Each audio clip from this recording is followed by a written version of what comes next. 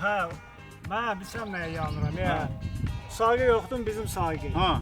Akşama için böğrümüzə da atkodumuzla yekələnir. Ha, elə idi ana. İndi təzə işə giribdi, 400-500 manat pul görübdü. Adam zat saymır, hə. Dudurub gör. Nə bilim ya. Hələ Nicati deyirəm mən sənə. Altın sat, hə. O təzə evlənmədin mi dostumuz? Hə. O peçirən. Okey. Hə, o bədbax orada təzə evlənibdi. Arvaddan bir qorxmaq qorxur. Məsələn bu. Vallahi.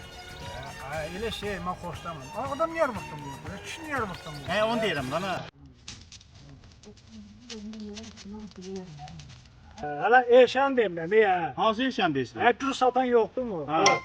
Bugün deyəcəksən.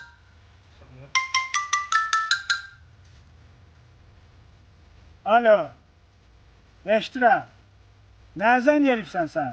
Mən sana deyirəm ki, mən çöldə olanda, dostlarımla olanda mənə zəng eləmə. Mən beynimi xarab eləmə. Deyirəm ki, gəlim evdə başını əzim səni.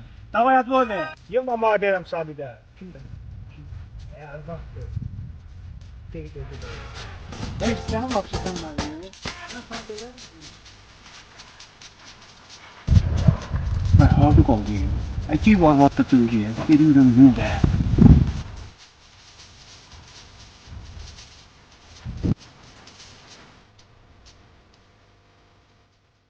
Ay aşkım qadınla qurban olma olar bağışda ayaqlarını atdırım. Çox yedim qələt elədim. Dostum bu ayaqların yanındaydı deyə. Mən də ona görə ürəkləndim, kişilərdim, bana dedim o belə olsun. İnansınlar adını başa düşsün. Bax narahat olma. Evə gələn kimi paltar da özüm yuyacağım, qabları da özüm yuyacağım. Hələ yerləri də siləcəm. Qadınla nə olar üzr hesab elə. Çox yedim qələt elədim. Dönə, bax dönə. Xahiş edirəm, bağışla nə olar. Yaxşı danışarıq. Aşkım, sen mutfağa geçsin. Haydi, ben de böyle, çok başa çıktım. Hadi, hadi.